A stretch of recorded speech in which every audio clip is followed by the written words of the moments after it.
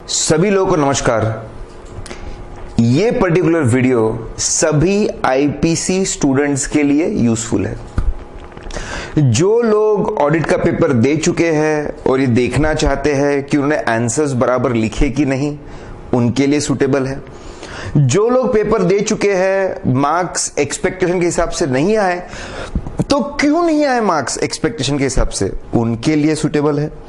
और जो लोग एग्जाम अपीयर करने वाले हैं, करेक्ट, उनके लिए बहुत ज्यादा इंपॉर्टेंट है, क्योंकि इस वीडियो से बहुत कुछ सीख सकते हैं। एज अ प्रोफेसर मैं इतना कुछ सीखता हूं from the analysis of the paper, correct. तो मुझे ऐसा लगता है कि आप लोगों के लिए तो सीखने के लिए बहुत कुछ है। तो कहां से क्वेश्चंस पूछे जाते हैं, कैसे क्वेश्चंस पूछे जाते हैं, कौन सी चीज को ज्यादा इंपॉर्टेंस दे, करेक्ट, तैयारी करते वक्त कौन सी चीजों को ज्यादा इंपॉर्टेंस दे, क्या गलतियां हम लोग करते हैं, ये सब चीजों को हम लोग देखेंगे एक एक करके, ठीक है। तो इस पर्टिकुलर वीडियो में हम लोग मई 2016 का जो आईपीसी ऑडिट का पेपर था, उसका हम लोग एनालिसिस कर रहे हैं। उसके मैं सजेस्टेड आंसर्स आपको दूंगा, और जो गलतियां लोग करते हैं, कॉमन मिस्टेक्स, उसके ऊपर भी हम बात करेंगे। सबसे पहले तो एक बहुत ही पॉपुलर डिबेट चलता रहता है, बहुत ज्यादा पॉपुलर डिबेट चलता है, दैट इज पीएम कितना पढ़े, कितना रेफर करे, उसमें से कितने मार्क्स का आएगा, सिर्फ पीएम पढ़े क्या। 124 मार्क्स का पेपर था, उसमें अराउंड 50 मार्क्स का पेपर पीएम से नहीं था। It was not from the PM, बराबर। तो पीएम के बाहर से बहुत सारी चीजें आती रहती है। पीएम डेफिनेटली इज इंपॉर्टेंट, मैं ये नहीं बोल रहा हूं पीएम इंपॉर्टेंट नहीं है, पीएम इंपॉर्टेंट है, इट्स वेरी इंपॉर्टेंट। लेकिन ये बात समझना भी इंपॉर्टेंट है कि बहुत सारे नए क्वेश्चंस, अलग क्वेश्चंस भी पूछे जाते हैं, करेक्ट। और आपको अगर अच्छी स्कोरिंग लानी है, थ्योरी में डिडक्शंस बहुत ज्यादा होते हैं, पूरा पेपर सॉल्व करना, अच्छे से सॉल्व करना बहुत जरूरी है टू गेट गुड मार्क्स। अगर आप पेपर सिर्फ 50, 60, 70% करेंगे तो ऑब्वियसली मार्क्स आपको बहुत कम आएंगे, क्योंकि 20-30% मार्क्स तो ऐसे ही डिडक्ट हो जाते हैं थ्योरी के अंदर, ठीक है। ओके, तो पहला एनालिसिस ये था कि पीएम के बाहर से भी कुछ इंपॉर्टेंट क्वेश्चंस थे, तो पीएम भी कवर करिए, उसके साथ साथ में जो बाहर की चीजें हैं, जो इंपॉर्टेंट चीजें हैं, बराबर पूरा कोर्स अच्छे से कवर करने की कोशिश करिए।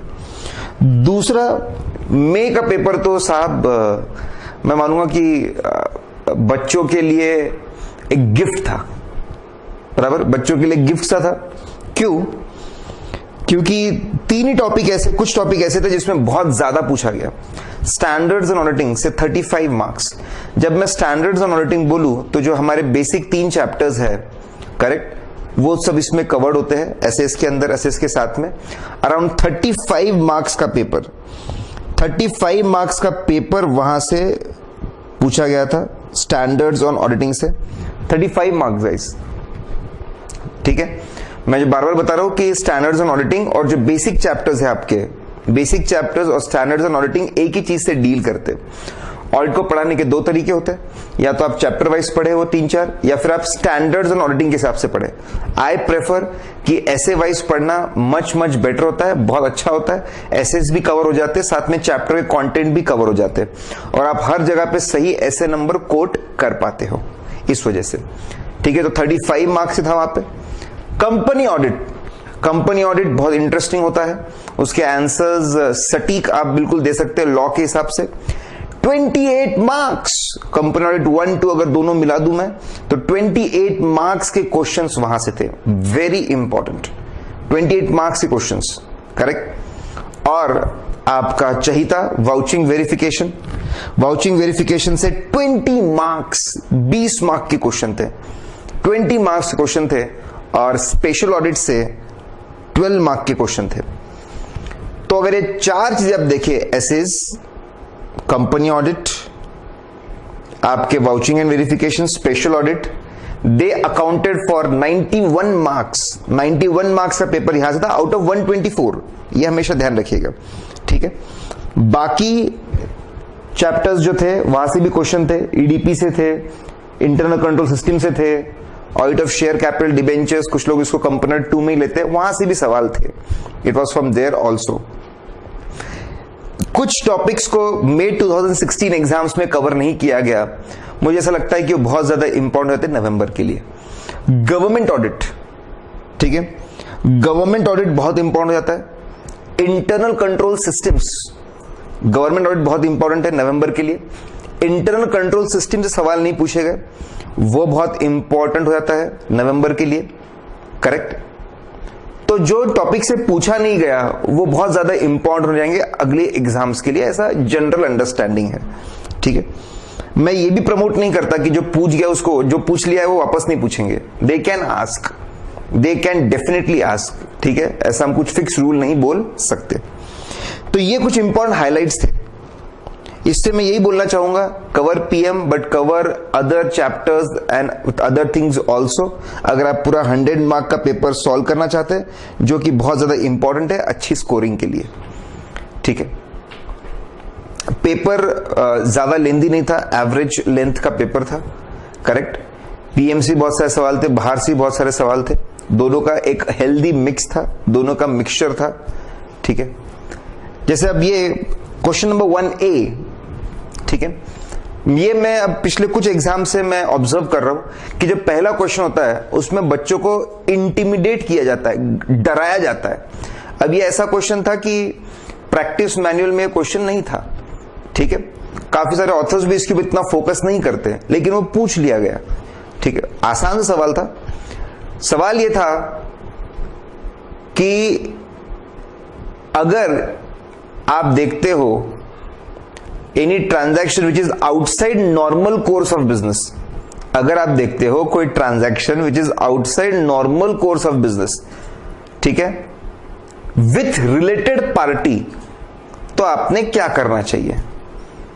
तो ये सुन के शायद बच्चे घबरा जाए, देखे कि भाई क्या है। मैं आपको बता दूं बहुत simply, transaction outside normal course of business, हम जो इन जनरल बिजनेस करते हैं, गुड्स खरीदते हैं, प्रोडक्शन करते हैं, उसको स्टोर करते हैं, उसको सेल करते हैं, रिकवरी करते हैं, ये जो हमारा रेगुलर बिजनेस एक्टिविटी है, इससे हटके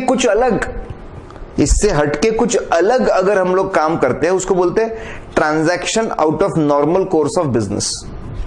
बात समझ रहे आप। और वो अगर आपने रिलेटेड पार्टी, हमारे कंपनी से डायरेक्टर लोगों से संबंधित लोग जो है उनके साथ में अगर आपने ऐसा ट्रांजैक्शन किया है तो क्या करना चाहिए। अब बच्चों जो उन्होंने अच्छी पढ़ाई की है, इन डेप्थ पढ़ाई की है, उनको ये पता है होगा, ऐसे 550, ऐसे 550 लगता है, ऐसे 550 लगता है रिलेटेड पार्टीज का, करेक्ट, रिलेटेड पार्टीज का यहां पर, और वहां पे एकदम साफ साफ लिखा हुआ है कि अगर कोई ऐसा outside normal course of business, अगर कोई ट्रांजैक्शन है, ठीक है, हमने दूसरा बिजनेस खरीदा, ये रेयर चीज है, कभी कभार होती है, हमने हमारी प्रॉपर्टीज बेच दी, फैक्ट्री बेच दी, रेयर चीज है, कभी कभार होता है, ठीक है। ऐसे outside normal course of business transaction है रिलेटेड पार्टी के साथ, तो आप क्या करेंगे। अगर आप ये थ्योरी एज इट इज पढ़ेंगे तो आपको मजा नहीं आएगा, आप इसको याद नहीं रख, अगर मैं आपको एग्जाम के पहले भी ये दे दूं, आपको मजा नहीं आएगा, आप इसको याद नहीं रख पाओगे, समझ नहीं पाओगे। मैं भी एग्जांपल देता हूं। मैं, हमारे कंपनी ने कुछ सब्सिडरीज को ओपन किया दुबई और मॉरिशस में, दुबई और मॉरिशस में सब्सिडरीज को ओपन किया। पहले हम इंडिया से गुड्स दुबई और मॉरिशस में भेजते हैं और फिर वहां से पूरे दुनिया को एक्सपोर्ट होता है। अब ये टैक्स हेवंस, दुबई के अंदर टैक्स नहीं लगता है, मॉरिशस में बहुत रूल्स रेगुलेशन बहुत ही वीक है, टैक्स हेवंस उनको हम बोलते हैं। तो ऐसी सब्सिडरीज को ओपन करना टैक्स हेवंस में और उनके थ्रू सेल करना, ये अजीबोगरीब चीज है, इसको हम बोलते हैं transaction out of normal course of business. अब अगर आप ऐसा एग्जांपल दिमाग में लाएंगे तो आपका रिटेंशन इंप्रूव होगा। तो इसलिए बोलते हैं कि जब भी आप पढ़ो तो कोई ना कोई एग्जाम्पल होना चाहिए। एज अ प्रोफेसर मेरा सिर्फ यही काम होता है कि मैं हर चीज के लिए आपको एग्जाम्पल दूं, वो आपके दिमाग में फिट बैठ जाए, करेक्ट। वैसे वीडियो में मैं ज्यादा पढ़ाना नहीं चाहता, क्योंकि अगर पढ़ाऊंगा तो बहुत लंबा वीडियो बन जाएगा। मैं सिर्फ आपको पढ़ने का तरीका, कैसे पढ़ना चाहिए, उस पर ज्यादा फोकस करना चाहता हूं, करेक्ट। तो अगर आप ये सोच लेते कि यार हमारे कुछ हमने सब्सिडरीज ओपन की है मॉरिशस में और दुबई में, जिसके थ्रू हम सेल कर रहे हैं, तो ऐसे 550 बोलता है पहले आपने इंक्वायर करना चाहिए, आपने पूछना चाहिए ऐसा क्यों किया, what is the business rational, business rational क्या है, इसका लॉजिक क्या है। बोले अगर हम ऐसा करेंगे तो हमारा टैक्स सेविंग होगा, बहुत ज्यादा टैक्स सेविंग। डायरेक्ट अगर हम एक्सपोर्ट करेंगे कस्टमर्स को तो टैक्स सेविंग नहीं होगा, इनके थ्रू करेंगे तो टैक्स सेविंग होगा। अच्छा, हमने आके देखा कि डायरेक्ट सेल में कितने टैक्सेस लगते, इनके थ्रू में कितने टैक्सेस लगते, तो हमने देखा अरे लगभग उतने ही है। मतलब बिजनेस रैशनल इतना कुछ जो ये लोग लॉजिक बोल रहे हैं, बिजनेस रैशनल बोल रहे हैं, इतना कन्विंसिंग नहीं लग रहा। ठीक है, फिर जाके देखो जो ऐसा जिन्होंने ऐसा बोला वैसा हो रहा है क्या। हमने आके देखा कि दुबई के और मॉरिशस के जो कंपनीज है उनके रिकॉर्ड्स मंगवाए हमने देखा कि उन्होंने कहीं पे एक्सपोर्ट नहीं किया है, उन्होंने जो मेजोरिटी माल है वहीं पे अपने लोकल जो लोकल परचेसर्स है, लोकल प्लेयर्स है, उनको ही बेचा है। अरे ये लोग तो दूसरे देशों में एक्सपोर्ट नहीं कर रहे, वही के वही बेच रहे। मतलब आपने जो हमको एक्सप्लेनेशन दिया था और जो आपके रिकॉर्ड्स है वो कंसिस्टेंट नहीं है, मैच नहीं हो रहे। तो ये लिखा हुआ है, आपने देखना चाहिए बिजनेस रैशनल क्या है, कंसिस्टेंसी है क्या, बराबर, इज देयर कंसिस्टेंसी, क्या परमिशंस ली थी क्या। हमको पता चला कि कुछ बोर्ड ऑफ डायरेक्टर्स के, बीओडी के कुछ मेंबर्स, कुछ डायरेक्टर्स को तो पता ही नहीं था। क्या इसके लिए बोर्ड रेजोल्यूशन पास किया गया था कि नहीं पास किया गया था, वो देखना जरूरी है। ऑथराइजेशन, क्या इसकी अकाउंटिंग बराबर हुई, क्या अकाउंटिंग रिकॉग्निशन एंड डिस्क्लोजर। अरे AS9 तो फॉलो ही नहीं हुआ। सेल बुक कब होना चाहिए, जब डिलीवर होता है। इन्होंने तो सेल कब बुक किया, जब इनके फैक्ट्री गेट से निकल गए। अरे गुड्स पहुंचते 1 महीने बाद, 2 महीने बाद शिप से, तो सेल तो 1 महीने बाद, 2 महीने बाद बुक होना चाहिए था, वो भी बराबर नहीं है। देखिए एग्जाम्पल से पढ़िए आप, मेरा बोलने का मतलब है जितना आप एग्जाम्पल से पढ़ेंगे तो आपके दिमाग में फिट बैठ जाएगा। हाँ, outside normal course of business, हाँ वो सब्सिडरीज को हमने सेल किया, उन्होंने आगे किया, ओके ओके ओके, उसका बिजनेस रैशनल पूछना चाहिए, बिजनेस रैशनल नहीं था। देखना चाहिए कि कंसिस्टेंट है क्या आप जो बोल रहे हो उससे, अरे वैसा हो भी नहीं है जैसा आप बोल रहे हैं। देखना चाहिए परमिशंस थे क्या, देखना चाहिए अकाउंटिंग और डिस्क्लोजर बराबर है क्या। तो ये उसका आंसर बनता है कि outside normal course of business अगर है रिलेटेड पार्टी के साथ में तो कौन सी बातें देखनी चाहिए। Is this point clear? ठीक है, बहुत ही आसान। फिर अगला था साहब बी क्वेश्चन था ऐसे 530 से। अगर आप देखेंगे तो पहला पूरा क्वेश्चन स्टैंडर्ड्स ऑन ऑडिटिंग पे पूरी तरीके से आधारित। पहला क्वेश्चन 550 पे पूछ लिया। ठीक है, तो जो एसेज अगर बराबर करके नहीं गए थे तो उनके लिए बहुत दिक्कत का मामला है, बहुत ज्यादा दिक्कत का मामला है। ठीक है, दूसरा क्वेश्चन था ऐसे 530 पे 530, दैट इज सैंपलिंग के ऊपर। अब क्वेश्चन था सैंपल डिजाइन पे, सैंपल साइज पे और सैंपलिंग मेथड पे। इससे पहले कि आप ये जाने, देखिए इन्होंने सैंपलिंग प्रोसेस में से कुछ चीजों को उन्होंने पूछ लिया। तो साहब आपको पता होना चाहिए कि सैंपलिंग प्रोसेस क्या होता है। सैंपलिंग प्रोसेस में पहला स्टेप होता है सैंपल डिजाइनिंग। पहला स्टेप होता है सैंपल डिजाइन करना। क्या होता है मैं आपको बताऊंगा। फिर अगला स्टेप होता है सैंपल साइज तय करना। फिर अगला स्टेप होता है सैंपल का आपका सैंपलिंग जो मेथड है, सैंपलिंग मेथड वो तय करना। उसके बाद अगला स्टेप होता है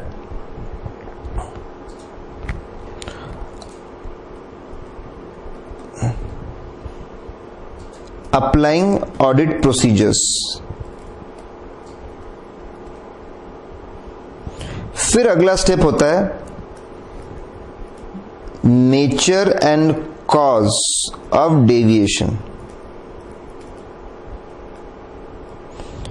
फिर अगला होता है प्रोजेक्टिंग मटेरियल मिसस्टेटमेंट्स डेविएशंस। और आखिरी स्टेप होता है उसको इवैल्यूएट करना। ये मैं क्यों बता रहा हूं, जब तक आप ये पूरा फ्लो नहीं जानेंगे आप कैसे चीजों को रिटेन करेंगे, कैसे चीजों को याद रखेंगे, कैसे उसको समेटेंगे, पूरा फ्लो आपको पता होना जरूरी है। सैंपल डिजाइनिंग मतलब बेसिक्स ऑफ सैंपलिंग, कि मैं सैंपलिंग क्यों करना चाहता हूं। एग्जाम्पल कि मैं सेल्स के एक्यूरेसी, सेल्स एक्यूरेट है कि नहीं ये पता लगाने के लिए सैंपलिंग करना चाहता हूं। ओके, कैसे पता करोगे? मैं सेल्स को कस्टमर ऑर्डर से मैच करूंगा, प्रोडक्शन कस्टमर ऑर्डर से मैच करूंगा, प्रोडक्शन रिकॉर्ड से मैच करूंगा, स्टॉक रिकॉर्ड से मैच करूंगा, डिस्पैच रजिस्टर से मैच करूंगा, ट्रांसपोर्टर से मैच करूंगा, बैंक स्टेटमेंट से मैच करूंगा। ओके, करेक्ट, ठीक है। अच्छा, सेल्स जो है, जो पूरा टोटल सेल्स है, उनके फीचर्स क्या है? टोटल सेल्स बदलते हैं एरिया वाइज, ईस्ट के अलग रिकॉर्ड होते हैं, वेस्ट के अलग, साउथ के अलग, नॉर्थ के अलग। ये बेसिक्स पता करना कि मैं सैंपलिंग क्यों कर रहा हूं भाई, why I am doing sampling, मैं सैंपलिंग क्यों कर रहा हूं, कौन सी ऑडिट प्रोसेस परफॉर्म करने वाला हूं, उससे क्या सबूत मिलने वाले हैं, बराबर, कौन से सबूत उससे मिलने वाले हैं, जिसपे मैं अप्लाई करने वाला हूं, वो पॉपुलेशन की खास बात क्या है, वो पॉपुलेशन की खास बात क्या है, उसके कैरेक्टरिस्टिक्स क्या है, ये बेसिक्स पता करना, इसको बोलते हैं सैंपल डिजाइनिंग। जब बेसिक्स पता हो गया कि क्यों कर रहा हूं, क्या करना है, किस लिए करना हो, कौन से पॉपुलेशन पे कर रहा हूं, सैंपल साइज कि कितने सैंपल सिलेक्ट करूंगा, मैंने तय किया कि मैं ईस्ट वेस्ट साउथ नॉर्थ को बांटूंगा, स्ट्रैटिफाई करूंगा, कैटेगरी में बांटूंगा और मैं हर जगह से 200-200 सिलेक्ट करूंगा, उसको बोलते हैं सैंपल साइज। सैंपलिंग मेथड कौन सा रहेगा, सिंपल रैंडम, स्ट्रैटिफाइड रैंडम, कौन सा सैंपलिंग का तरीका रहेगा, क्लस्टर सैंपलिंग करूंगा, सिस्टमैटिक सैंपलिंग करूंगा, ब्लॉक सैंपलिंग करूंगा, क्या करूंगा, सैंपलिंग मेथड, ठीक है। अब सैंपलिंग मेथड लगाने के बाद जो सैंपल सिलेक्ट होंगे उस पर अप्लाई करेंगे audit procedures, correct, audit procedures. कभी कभी गलत सैंपल सिलेक्ट हो गया, स्क्रैप सेल, तो उसको रिप्लेस करना पड़ता है, ये सिखाया जाता है। जब गलतियां मिलती है तो नेचर कॉज ऑफ डेविएशन, एकदम शॉर्ट में, इंटेंशनल है, अनइंटेंशनल है, कौन से ब्रांच में है, कौन से समय पे है, बड़े ब्रांच में, छोटे ब्रांच में, नए प्रोडक्ट में, पुराने प्रोडक्ट में, पीक सीजन में, स्लैक सीजन में, बराबर, इंटेंशनल, अनइंटेंशनल। फिर प्रोजेक्ट करना कि सैंपल में इतनी गलती तो पॉपुलेशन में कितनी गलती, कि सैंपल में मुझे 5,000 गलती मिली तो पॉपुलेशन मुझे लगता है कैलकुलेशन करके कि 10 लाख तक की गलती होगी, बराबर। उसको इवेल्युएट करना, मतलब एक टॉलरेबल लिमिट होती है उससे मैच करना। सपोज टॉलरेबल लिमिट है 15 लाख, 15 लाख के नीचे अगर प्रोजेक्टेड है तो सब बराबर है, ऊपर है तो गलतियां है, मैनेजमेंट को बोलो ठीक करेगा। जब तक आपको ये फ्लो पता नहीं होगा, आप कैसे चीजों को याद रखेंगे कि पहले इनिशियल काम करना पड़ता है सैंपल डिजाइनिंग का, फिर सैंपल सिलेक्ट, फिर सैंपल साइज तय करना पड़ता है, फिर मेथड, फिर सिलेक्शन के बाद अप्लाई करना पड़ता है ऑडिट प्रोसीजर्स को, उसके बाद गलतियां क्यों हो रही है वो समझना पड़ता है, प्रोजेक्ट करना पड़ता है, आखिरी में इवेल्युएट करना पड़ता है, मतलब टॉलरेबल लिमिट से कंपेयर करना पड़ता है, करेक्ट। देखिए ये वीडियो में अगर आपको पहले कुछ कॉन्सेप्ट्स पता नहीं थे तो बहुत अच्छी बात है, वो कॉन्सेप्ट्स भी आप समझने की कोशिश करिए। तो आपको सैंपल डिजाइन बताना था, initial step of the sampling method where we decide what is our objective, how to achieve that objective, what is the characteristic feature of the population, is sample design. Next पूछा था sample size, how many units will be selected in sample, 200, 300, 400, 500, बहुत सारे factors होते हैं उसके, तो sample size. फिर sampling method, simple random, stratified random, ठीक है, cluster sampling, systematic sampling, block sampling, haphazard sampling, monetary unit sampling, कौन सा मेथड, ये सिंपल सी चीज पूछी गई थी। अगला था how does an audit program help to plan and perform the audit, ठीक है। अब ये क्वेश्चन के लिए पहले आपको पता होना चाहिए कि दो चीजें होती है प्लानिंग में, एक होती है ऑडिट स्ट्रेटेजी या ओवरऑल प्लान, 2-3 पेज का डॉक्यूमेंट बनता है कि कौन सी चीजों पे ज्यादा ध्यान देना, कौन सी चीजों पे कम ध्यान देना, करेक्ट, कौन सी चीजें बहुत इंपॉर्टेंट, कौन से जो चीजें बहुत ज्यादा इंपॉर्टेंट है, अच्छे लोग उस पे लगाना। जैसे हमको पता चला कि यहाँ पे इन्वेंट्री बहुत ज्यादा होती है तो उसको इंपॉर्टेंट एरिया मार्क किया, रिसेंटली उन्हें चेंज इन अकाउंटिंग पॉलिसी किया है इन्वेंट्री में तो उस पर ज्यादा ध्यान देना। ये सब स्ट्रेटेजी में तय होता है। स्ट्रेटेजी में कौन सा फाइनेंशियल रिपोर्टिंग फ्रेमवर्क है, एएस है कि आईएफआरएस है, क्या क्या चेंजेस है, इंपॉर्टेंट एरियाज कौन से है, मैच्योरिटी कितनी है, ये ऑडिट स्ट्रेटेजी होती है। किसी भी ऑडिट में सबसे पहले 1-2 पेज का आपका ऑडिट स्ट्रेटेजी बनता है, ब्रॉड गाइडलाइंस बनते हैं, उसको ऑडिट स्ट्रेटेजी बोलते हैं। ऑडिट स्ट्रेटेजी के ऊपर based detail step by step checklist के थ्रू ऑडिट कैसे करना उसके लिए बनता है, ऑडिट कैसे करना उसके लिए बनता है ऑडिट प्रोग्राम, उसके लिए ऑडिट प्रोग्राम बनता है। तो यहां पे सवाल था, पहले पता होना चाहिए कि पहले स्ट्रेटेजी होती है फिर प्रोग्राम होता है। अब ऑडिट प्रोग्राम, ऑडिट प्रोग्राम का रोल क्या है, व्हाट इज द रोल, तो ऑडिट प्रोग्राम मतलब क्या है ये आपको समझाना था। और ऑडिट प्रोग्राम ठीक है, आपको ऐसे इमेजिन करना है कि ऑडिट प्रोग्राम आपके पास में है। अब इससे क्या क्या चीजें होती है वो आपको बताना है। जैसे मैं आपको एक करके फ्लो, देखिए आंसर को एक फ्लो में लेके आइए। ठीक है, सबसे पहले after preparing audit strategy we prepare audit program. Audit program is the list of the activities, detail list of activities which we are suppose to perform. ठीक है, इसमें सबसे पहले areas, for each area there is a different audit program. For each area wise audit program बनता है, correct. उसमें लिखा आता है when particular area should be checked. पहले हफ्ते में क्या चेक होगा, अगले दूसरे हफ्ते में, तीसरे हफ्ते में, चौथे, पांचवें, छठे हफ्ते में, 6 हफ्तों का ऑडिट है, उसमें क्या क्या चेक होगा, हु विल डू इट, कौन चेक करने वाला है, उसका भी कौन इसको चेक करने वाला है उसका भी नाम लिखा आता है। Detail step by step process होती है कि पहले क्या करेगा, फिर क्या करेगा, फिर क्या करेगा, फिर क्या करेगा, ये उनको दिया जाता है। इससे जूनियर्स जो होते हैं उनको काम करने में बहुत ही आसानी होती है, सिंप्लीफाइड होता है, पता होता है कि मुझे क्या काम करना है और कैसे मुझे काम करना है, करेक्ट। इससे बड़ी आसानी होती है। फिर ऑडिट का प्रोग्रेस कैसे चल रहा है वो हम प्रोग्राम को देख सकते हैं। प्रोग्राम में ऐसा लिखा था, प्रैक्टिकली ऐसा हुआ, प्रोग्राम में ऐसा था, प्रैक्टिकली ऐसा हुआ, प्रोग्राम में ऐसा था, प्रैक्टिकली ऐसा हुआ। तो प्रोग्रेस कैसा है, what is the progress of the audit, वो पता लगाने में भी आसानी होती है, बड़ी आसानी होती है with the help of audit program. ठीक है, फिर और अगर हम आगे देखें तो ये हमको बिलिंग, क्लाइंट को बिलिंग करना होता है, परफॉर्मेंस डायरी, मतलब लोग बराबर काम कर रहे हैं कि नहीं, और बिलिंग में बहुत काम आता है। जैसे जैसे स्टेप्स कवर होते हैं, वीक्स कवर होते हैं, इंपॉर्टेंट पार्ट कवर होते हैं, हम लोग बिल करके उतना प्रोपोर्शनेटली पैसा ले सकते हैं क्लाइंट से, करेक्ट। तो अगर आप इस सीक्वेंस में अगर आप याद रखें कि पहले स्ट्रेटेजी बनती है, प्रोग्राम बनता है, प्रोग्राम क्या होता है, उसमें पहले एरियाज होते हैं, फिर उसमें टाइमिंग होते हैं, फिर उसमें लोगों का नाम होता है, उसमें डिटेल्ड लिस्ट होती है, जैसे कंप्लीट लिस्ट कि क्या काम करना है, करेक्ट। लोगों को आसानी होती है काम करने में, हम रिव्यू कर सकते हैं कि काम बराबर चल रहा है कि नहीं चल रहा है। ठीक है, ये question straight away from practice manual था, पीएम था। तो it was a mixture of what do you mean by audit program और थोड़े बहुत उसके एडवांटेज। अगर आप एडवांटेजेस ज्यादा भी लिखते हैं, अगर आप advantages of planning, audit program बनाने की एडवांटेज ऑफ प्लानिंग भी यहां पे लिखते हैं तो चलता, उसको आप और बेहतर बना सकते थे। ठीक है, तो अगला क्वेश्चन था कि हम लोग जब कंप्यूटर्स को यूज करते हैं अकाउंटिंग के लिए, उसको बोलते हैं ईडीपी, इलेक्ट्रॉनिक डेटा प्रोसेसिंग, या फिर उसको बोलते हैं सीआईएस, कंप्यूटराइज इंफॉर्मेशन सिस्टम, या फिर उसको बोलते हैं IT environment, information technology environment में हम कंप्यूटर्स को यूज करते हैं। कंप्यूटर्स को यूज करते हैं तो इसमें हमारे मन में क्या रिस्क होती है, क्या शक होते हैं।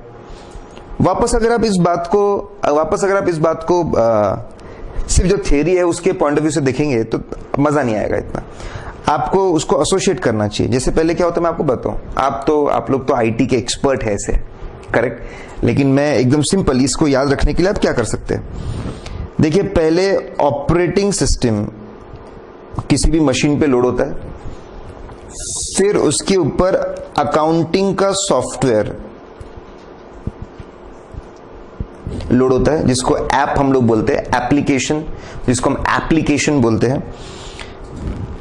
फिर डेटा इनपुट होता है, फिर यहां प्रोसेस होता है, प्रोसेस होने के बाद स्टोर होता है, और स्टोर होने के बाद लोग जब इसको रिट्रीव करते मांगते हैं तो आउटपुट होता है। ठीक है, अगर आपके दिमाग में कि ऑपरेटिंग सिस्टम होता है, अकाउंटिंग सॉफ्टवेयर होता है, डेटा इनपुट होता है, प्रोसेस होता है, स्टोर होता है और फिर आउटपुट होता है, ये अगर आपके दिमाग में, आप एक एक रिस्क को एसोसिएट कर सकते हो। ऑपरेटिंग सिस्टम या अकाउंटिंग सॉफ्टवेयर में गड़बड़ी है, वो बराबर इंस्टॉल नहीं हुआ, तो पहली रिस्क होती है इनएक्यूरेट प्रोसेसिंग की। सब रिस्क होती है, इनएक्यूरेट प्रोसेसिंग की रिस्क होती है, ये पहली रिस्क होगी। फिर डेटा, इनएक्यूरेट डेटा, डर लगता है कि भाई अगर सॉफ्टवेयर बराबर इंस्टॉल नहीं हुआ है, उसकी प्रोग्रामिंग बराबर नहीं है तो प्रोसेसिंग बराबर नहीं होगी, गड़बड़ हो जाएगी, डबल एंट्री सिस्टम बराबर नहीं चलेगा, गलत अकाउंट में डेबिट क्रिएट हो जाएगा। फिर इनएक्यूरेट डेटा, डेटा ही गलत होगा, इसकी रिस्क होती है, डेटा गलत हो जाएगा। प्रोसेस के अंदर मैन्युअल इंटरवेंशन, प्रोसेसिंग चल रही थी अपनी। प्रोसेसिंग क्या होती है कि हर हफ्ते की फाइल एक रेडी होती है, ट्रांजैक्शन फाइल बोलते हैं उसको, प्रोसेसिंग में डालते हैं, ट्रांजैक्शन फाइल अपडेट करता है मास्टर फाइल को। मतलब आप बोलिए हफ्ते भर के सेल्स के ट्रांजैक्शन फाइल है, और जो आपका लेजर है वो आपका मास्टर फाइल है, मास्टर डेटा है, ठीक है। मैनुअल इंटरवेंशन, प्रोसेसिंग चल रही थी, बीच में उसको रोक दिया।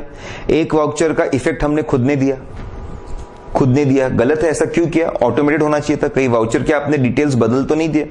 मैनुअल इंटरवेंशन का डर लगता है, स्टोर होता है, ठीक है, डेटा स्टोर होता है। अनऑथराइज्ड एक्सेस का डर लगता है, अनऑथराइज्ड डेटा एक्सेस का, जिसको नहीं था, सीक्रेट्स लीक हो जाएंगे, डेटा डिस्ट्रॉय हो जाएगा, इसका डर लगता है, ठीक है। आउटपुट किसी गलत बंदे के हाथ में चला जाए, उसका डर लगता है, ये रिस्क है। ये सब चीजें, changes, unauthorised change in the program, किसी ने एक नया प्रोग्राम अपने मन से डाल दिया ताकि पैसे उसके अकाउंट में ट्रांसफर हो, unauthorised changes in the program, unauthorised changes in the data, किसी ने अपनी सैलरी बदल दी अंदर जाके सिस्टम के अंदर, करेक्ट। अच्छा, जो जीएसटी का चेंज आया था वो चेंज नहीं आ पाया।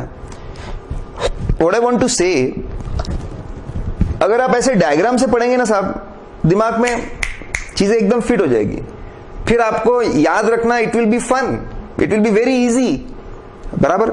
जैसा लिखा है वैसे मत पढ़ो, उसको चेंज करो, कुछ डायग्राम बनाओ, कोई कॉन्सेप्ट रहो उससे आप पढ़ो, बराबर। वी प्रेफर कि हम जब भी कोई पॉइंट बताए तो हम ऐसे ही बताए, कुछ अलग तरीके से उसको बताया ताकि दिमाग में फिट रहे वो, करेक्ट।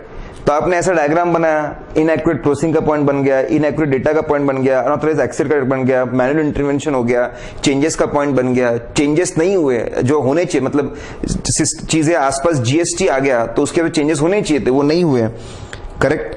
ये सारे रिस्क होते हैं आईटी एनवायरनमेंट में, ये सारे रिस्क होते हैं, सबको हाईलाइट भी किया है। पीडीएफ फाइल, इसकी पीडीएफ फाइल आपके वीडियो के साथ में लिंक है, ठीक है, वो लिंक पे जाकर भी आप इसको वीडियो को डाउनलोड कर सकते हैं, पीडीएफ को आप डाउनलोड कर सकते हैं, ठीक है। नाउ वेरी इंटरेस्टिंग और आईपीसीसी एग्जाम्स की interesting part, that is true and false. जो लोग, ठीक है, इस बार 20 मार्क के नहीं थे, 16 मार्क के थे, कभी कभी 20 मार्क के भी रहते हैं। तो जो लोग कॉन्सेप्चुअली बहुत स्ट्रांग है, अंडरस्टैंडिंग में बहुत अच्छे हैं, वो ये 16 मार्क्स जीत जाते, वो जीत पाते। पहला सवाल था, इंटरनल ऑडिटर फाइनेंशियल अकाउंटिंग के बाहर जाता है क्या? Does he go beyond financial accounting? Correct. इसके कुछ जवाब कंट्रोवर्शियल भी हो सकते हैं, मेरा कहना है बिल्कुल ट्रू, जाता ही है। इंटरनल ऑडिटर सिर्फ फाइनेंशियल अकाउंट, फाइनेंशियल रिकॉर्ड्स के बारे में नहीं सोचता, उसके आगे भी चीजें सोचता है, बेहतर करने के बारे में सोचता है। ऐसे 610 यहाँ पे एप्लीकेबल है, जो स्कोप समझाता है। अब स्कोप को समझाने के लिए हमने एक ऐसी डायग्राम बनाया था, ठीक है, कि 610 जब पढ़ाते तो उसमें आता ही है कि आमिर खान साहब है, हमारे इंटरनल ऑडिटर है, वो जाते पहले दोष चार्ज विद गवर्नेंस टीसीडब्ल्यू से बात करते, उनको पूरे विश्वास दिलाते, आप बिल्कुल चिंता मत करिए, हम कंपनी को अच्छे से चलाना आपकी मदद करेंगे। तो इंटरनल ऑडिटर तो दोष चार्ज विद गवर्नेंस और मैनेजमेंट लोगों को भरोसा दिलाता है कि मैं आपकी मदद करूंगा कंपनी को बेहतर तरीके से चलाने में, ठीक है। फिर उनसे मिलके आता है, गोडाउन में जाता है, गोडाउन में क्या गड़बड़ हो सकती है, डिफेक्टिव गुड्स खरीद लिए, या फिर स्पेसिफिकेशन बराबर नहीं थे, इलीगल गुड्स आ गए, उनको बराबर स्टोर नहीं किया, स्पॉइल होने का डर है, चोरी होने का डर है, करेक्ट। तो इंटरनल ऑडिटर रिस्क मैनेजमेंट, कहां पे क्या क्या गलती हो सकती है, कौन सी रिस्क बड़ी छोटी है, उसमें भी मदद करता है, रिस्क मैनेजमेंट। अब वो गोडाउन में था ही वहीं पे, तो रिकॉर्ड्स देखे कि स्टॉक लेवल कितना है, अंडर स्टॉकिंग तो नहीं है, ओवर स्टॉकिंग तो नहीं है, operating efficiency, effectiveness, operating activities को रिव्यू भी करता है। Yes, he definitely goes beyond financial accounting, operating activities को भी वो रिव्यू करता है। He reviews operating activities also, वहां थाई गुड्स आते कैसे जाते कैसे वो देखा, ठीक है, पूरी कहानी कनेक्टेड है। इसको बोलते हैं monitoring internal control systems, monitoring internal control system, existing जो इंटरनल कंट्रोल सिस्टम्स थे वो देख रहे हैं कि गुड्स आए कैसे और गुड्स गए कैसे, और एक पॉइंट बन गया।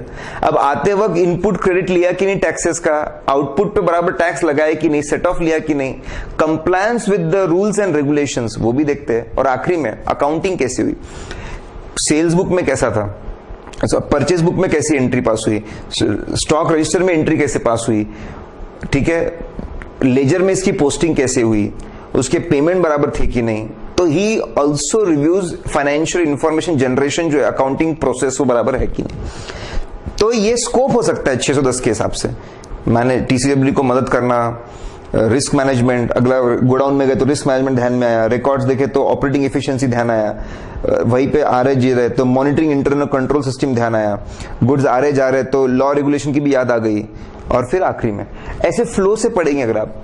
अगेन आई सेड थोड़ा सा मैं फास्ट बता रहा हूं चीजों को, क्योंकि एज आई सेड कि हमारा ऑब्जेक्टिव यहाँ पे मुझे आपको ये बताना है कि इस तरीके से आप पढ़ेंगे तो बहुत अच्छी आपकी पढ़ाई होगी, ठीक है। अगला था auditor has nothing to do with the profitability and prudence of the company.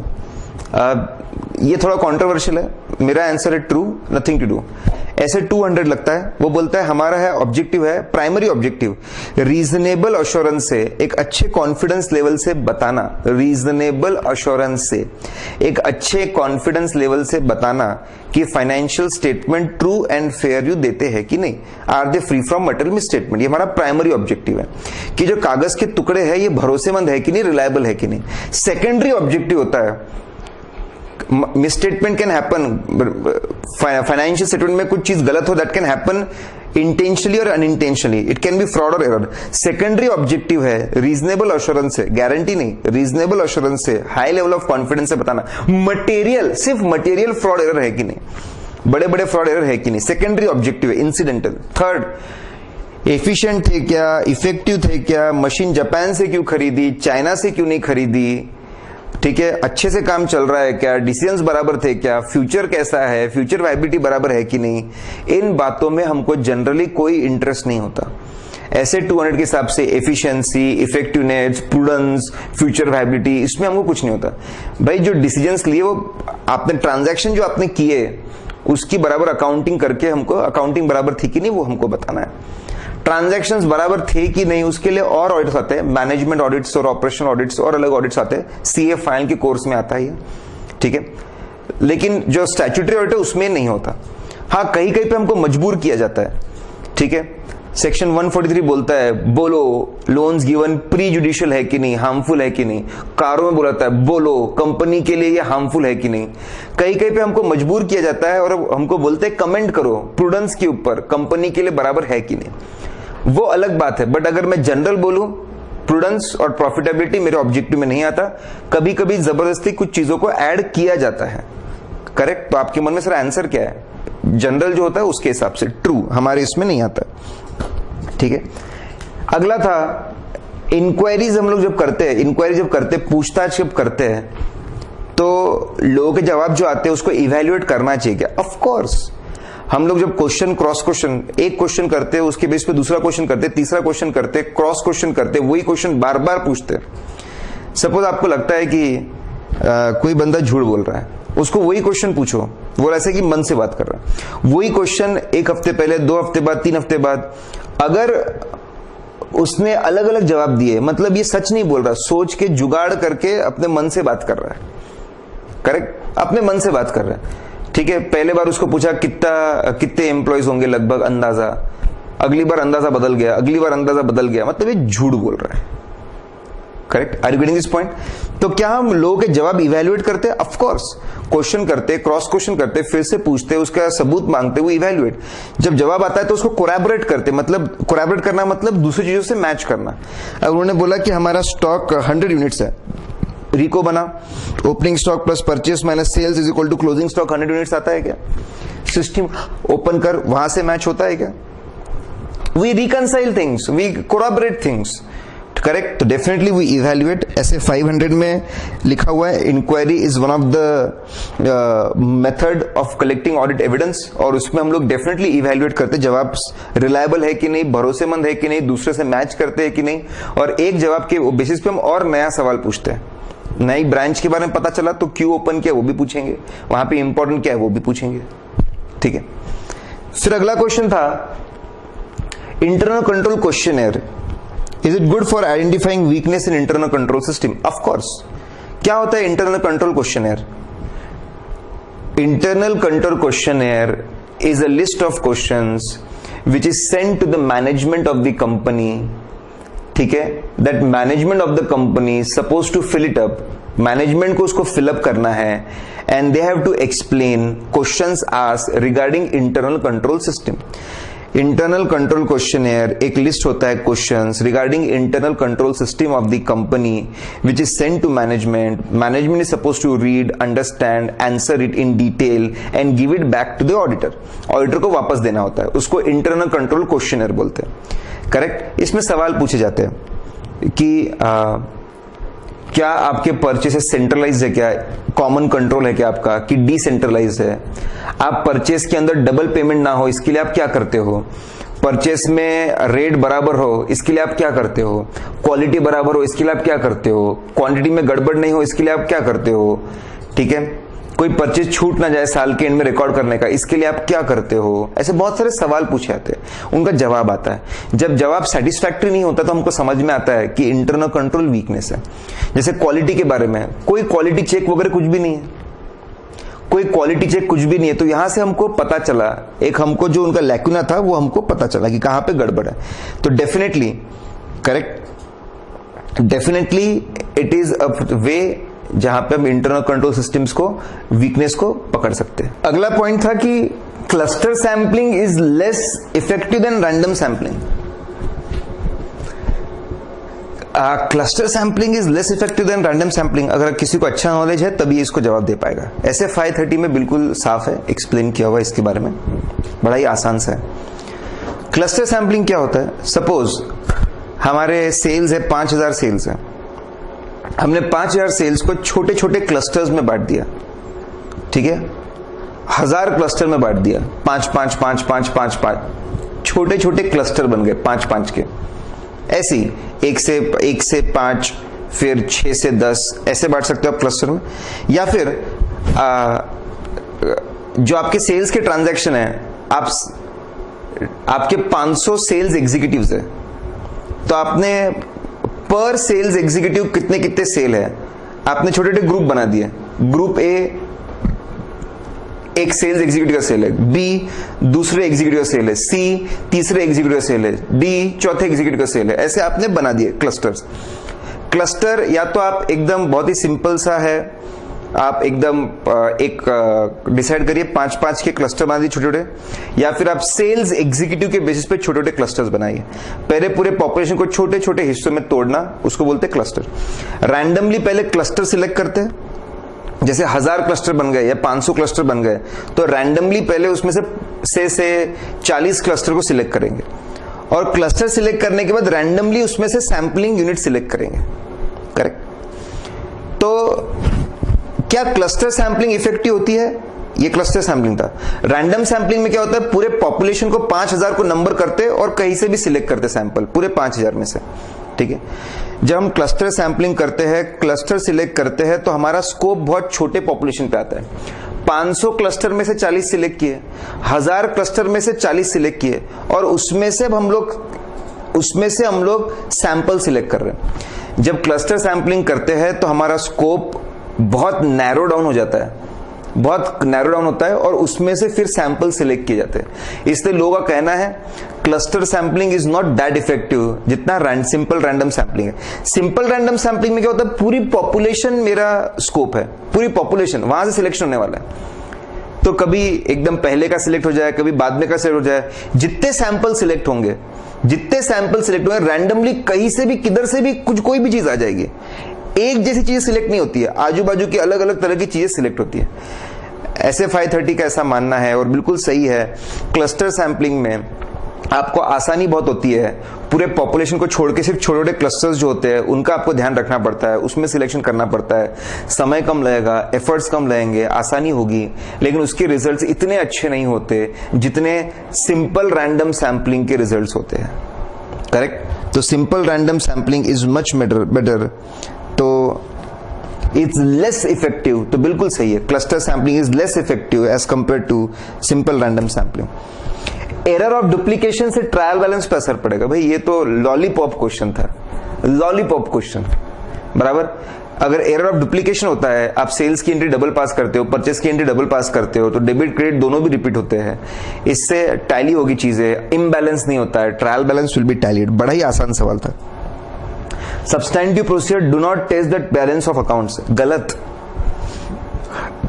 अब इसके लिए भी अच्छा नॉलेज होना जरूरी है कि ऑडिट प्रोसीजर्स में दो होते हैं। पहले होता है टेस्ट ऑफ कंट्रोल्स, होता है टेस्ट ऑफ कंट्रोल्स, किस सिस्टम्स कितने अच्छे हैं, करेक्ट, उसको पहले टेस्ट किया था, इसको test of controls compliance procedures बोलते हैं। एग्जांपल के तौर पे कि अगर सेल होता है, सेल करने से पहले कस्टमर का बैकग्राउंड चेक कर लेते हो, नया कस्टमर आया तो बैकग्राउंड चेक करते हो क्या, उसकी रेटिंग करते हो क्या, उसकी क्रेडिट लिमिट तय करते हो क्या, क्रेडिट सेल से पहले आप सीनियर मैनेजर्स का अप्रूवल लेते हो क्या, बराबर, रेट्स वगैरह अग्रीमेंट के हिसाब से होते हैं, पॉलिसी के हिसाब से होते हो, चेक करते हो क्या, करेक्ट। डिस्पैच होता है तो फिर जब गुड्स डिले हो तो वो कंफर्म करते हो क्या, रिकवरी के लिए हर 15 दिन में लेटर देते हो क्या, रिकवरी बराबर करते हो क्या, ये टेस्ट ऑफ कंट्रोल्स है। क्या आपका डेटर मैनेजमेंट सिस्टम अच्छा है, that is test of control. लेकिन इससे मुझे सिर्फ अंदाजा मिलता है कि डेटर की अकाउंटिंग अच्छी होगी बुरी होगी। टेस्ट ऑफ कंट्रोल हमको सिर्फ अंदाजा देता है साहब कि डेटर्स की अकाउंटिंग और डेटर्स के बैलेंसेस अच्छे होंगे कि बुरे होंगे, सिर्फ अंदाजा देता है, सिर्फ अंदाजा।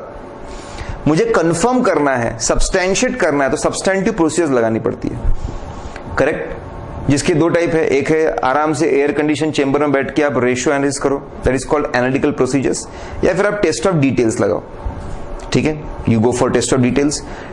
टेस्ट ऑफ डिटेल्स मतलब एक्चुअल बैलेंसेस को उठाना, डेटर के बैलेंसेस को उठाना, देखना बैलेंसेस बराबर है कि नहीं।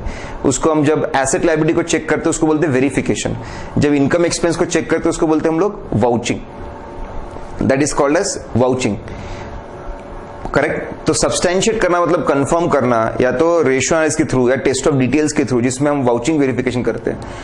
तो आपने तो बिल्कुल ही गलत लिखा है। सब्सटैंटिव प्रोसीजर्स में हम टेस्ट ऑफ डिटेल्स करते हैं, टेस्ट ऑफ डिटेल्स में हम लोग वाउचिंग वेरिफिकेशन करते हैं, that is 100% part of the substantive testing. Testing account balances and testing accounting transaction is definitely part. तो आपने जो लिखा है ये बिल्कुल गलत लिखा हुआ है। The first auditor of the government company was appointed by board of directors. Can you imagine? इसी अटेम्प्ट में बस इसको केस बनाकर पूछा गया था 4 मार्क के लिए सीए फाइनल में भी। That's amazing coincidence, correct. यहाँ पे ट्रू फॉल्स है और यही क्वेश्चन सिर्फ केस बनाकर सीए फाइनल ऑडिट में भी पूछा गया था। It was asked in CA final audit also, correct. तो बहुत ज्यादा इट्स अ कोइंसिडेंस की बात है। मतलब आप अगर ये जवाब दे सकते तो आप सीए फाइनल के पेपर के भी कुछ जवाब दे सकते हैं आप, ठीक है, ओके। तो गवर्नमेंट कंपनी जहां पे आती है, आपको यहां पे बताना था, सेक्शन 139 का रेफरेंस देना था, जहां पे गवर्नमेंट कंपनी आती है, पहला हक, पहला राइट सिर्फ सीधा सीएनएजी का होता है, कॉम्प्ट्रोलर एंड ऑडिटर जनरल का होता है, करेक्ट। तो बोर्ड ऑफ डायरेक्टर्स ने अपॉइंट करना है बिल्कुल ही गलत है। आप पूरा एक्सप्लेन कर सकते हैं उसको कि 60 डेज का टाइम होता है पहले, फिर वो नहीं करेंगे तो board of directors with in 30 days, वो नहीं करेंगे तो शेयर होल्डर्स, करेक्ट। तो इन्होंने गलत किया, बोर्ड ऑफ डायरेक्टर्स ने डायरेक्टली अपॉइंट किया, बिल्कुल गलत है, फॉल्स। आप पूरा एक्सप्लेन उसको कर सकते हैं। फिर अगला पॉइंट था, ऑडिटर के अगेंस्ट कंप्लेंट की शेयर होल्डर ने कि तूने मेरे को क्यों नहीं भेजा ऑडिट रिपोर्ट, ठीक है, मेंबर्स, बिल्कुल गलत। ऑडिटर की सिर्फ इतनी जिम्मेदारी होती है कि वो अपनी रिपोर्ट बनाकर बोर्ड ऑफ कंपनी को पहुंचा दे, कंपनी की ऑडिट कमेटी और बोर्ड ऑफ डायरेक्टर्स है वहां तक पहुंचा दे, ये उसकी जिम्मेदारी होती है।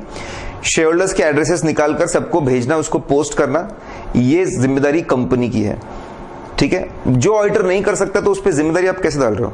शेयर होल्डर्स के सारे नाम किसके पास है? कंपनी के पास। एड्रेस किसके पास है? कंपनी के पास। इतने रिसोर्सेस की एक एक शेयर होल्डर तक पहुंचे किसके पास है? कंपनी के पास। जिम्मेदारी भी किसकी है? कंपनी की। हमारा काम है रिपोर्ट को सिर्फ board of directors, audit committee और बोर्ड ऑफ डायरेक्टर्स तक पहुंचाना और उसके आगे प्रोसेसिंग करना। उसके आगे जो प्रोसेसिंग होती है वो काम होता है कंपनी का। तो जो शेयर होल्डर ने बोला बिल्कुल गलत है, ठीक है। चार्ट अकाउंटेंट है, उनको टैक्स कंसल्टेंट और उनके फादर मैनेजिंग डायरेक्टर है, एमडी है। अब सुन लीजिए खास बात, डिस्क्वालिफिकेशन हम पढ़ते वो स्टैट्यूटरी ऑडिटर के लिए होते हैं। सेक्शन 141 सबसेक्शन 3 में जो हम डिस्क्वालिफिकेशंस पढ़ते हैं डिस्क्वालिफिकेशन हम जो पढ़ते हैं वो स्टैट्यूटरी ऑडिटर्स के लिए होते हैं। कुछ बच्चे यहाँ पे मार खा गए होंगे, उनको लगा होगा अरे तू एमडी का बेटा है, तो you are a relative of a key management person, you can not be appointed as an auditor. ये डिस्क्वालिफिकेशंस ऑफ ऑडिटर है। यहां पे ऑडिटर नहीं बोला है, टैक्स कंसल्टेंट। टैक्स कंसल्टेंट के लिए कोई डिस्क्वालिफिकेशंस नहीं है, देयर आर नो डिस्क्वालिफिकेशन, किसी को भी आप अपॉइंट कर सकते हैं। तो ये बिल्कुल सही है, कोई प्रॉब्लम नहीं है, कोई चिंता की बात नहीं है, it's absolutely fine, absolutely proper. बात समझ रहे हैं आप? Are you getting this point? जितने भी डिस्क्वालिफिकेशंस होते हैं वो स्टैट्यूटरी ऑडिटर के लिए होते हैं। ये स्टैट्यूटरी ऑडिटर की बात नहीं थी, ये बात थी टैक्स कंसल्टेंट की। ठीक है, फिर बड़े ही सिंपल से सवाल थे आपके, वाउचिंग वेरिफिकेशन के सवाल थे 16 नंबर के। ये आंसर और ये पूरा आपके पीडीएफ में है, आप वीडियो के नीचे जाके देखेंगे तो वहां पे पीडीएफ मिल जाएगा। सिर्फ वाउचिंग के लिए मैं बोलना चाहूंगा, आपको ट्रांजैक्शन को इमेजिन करना चाहिए। जैसे एग्जांपल दे रहा हूं, प्रिलिमिनरी एक्सपेंसेस। कंपनी जब बनती है तो प्रमोटर ने सबसे पहले लॉयर को अपॉइंट किया होगा, सीए को अपॉइंट किया होगा, सीएस को अपॉइंट किया होगा। अपॉइंट करने के आपको फ्लो आना चाहिए दिमाग में, अपॉइंट किया होगा, फिर उसने कंपनी को बनाने के फॉर्म्स फिलअप किए होंगे, हमारी सिग्नेचर की होगी, स्टैम्प ड्यूटी भरी होगी, एओए एमओए बनाया होगा, स्टैम्प ड्यूटी उसको भरा होगा, करेक्ट, उसके पेमेंट्स हुए होंगे। फिर कंपनी इनकॉर्पोरेट हुई, पहली बोर्ड ऑफ डायरेक्टर्स की मीटिंग होगी, उसमें उसको एक्सेप्ट करते हैं कि ये जो प्रिलिमिनरी एक्सपेंसेस है पहले के, मैं कॉन्ट्रैक्ट्स की बात नहीं कर रहा हूं, I am not talking about the preliminary contracts, I am talking about preliminary expenses. उसको एक्सेप्ट करते हैं कि हाँ ये खर्चे हमारे मानते हैं। कंपनी वो पैसा रियम्बर्स करती है प्रमोटर्स को जिन्होंने पे किया था, और अपने बुक्स में एंट्री पास करते हैं preliminary expense account debit to cash bank credit. और ये खर्चा एज पर AS 26 बोलता है कि it should be immediately written off to P&L, immediately उसको P&L में राइट ऑफ करना है। तो अगर आप ये पूरा फ्लो इमेजिन करेंगे ना साहब, तो आपके सारे पॉइंट्स अपने आप आ जाएंगे, करेक्ट। आप अपॉइंटमेंट लेटर्स की बात कर सकते हो, प्रमोटर्स ने अपॉइंट किया, करेक्ट, एओए एमओए बनाने का कितना खर्चा हुआ, कितने चार्जेस थे बनाने के, स्टैम्प ड्यूटी कितनी थी, बिल उनका आया, बिल में बिल आया लॉयर्स वगैरह, वो बिल कितना था, करेक्ट, प्रमोटर्स ने पेमेंट कितना किया, बोर्ड ऑफ डायरेक्टर्स का रेजोल्यूशन की कॉपी मैच करो, कंपनी ने रियम्बर्समेंट किया वो कितना रियम्बर्स किया वो मैच करो, अकाउंटिंग AS 26 के हिसाब से है कि नहीं। आप ट्रांजैक्शन को साहब अगर इमेजिन करेंगे ना शुरुआत से लेकर आखिरी तक, तो आपके सारे पॉइंट्स बन जाएंगे। पहला स्टेप इमेजिन करना है, आपके सारे डॉक्यूमेंट्स और रजिस्टर्स, ठीक है, इमेजिन करिए आप, तो डॉक्यूमेंट्स और रजिस्टर्स का पॉइंट कवर हो जाता है। General points, date of the voucher, name year, वो जनरल पॉइंट लिख सकते हैं। अकाउंटिंग के बारे में बोलिए, शेड्यूल 3 में कहां बताएंगे उसके बारे में सोचिए।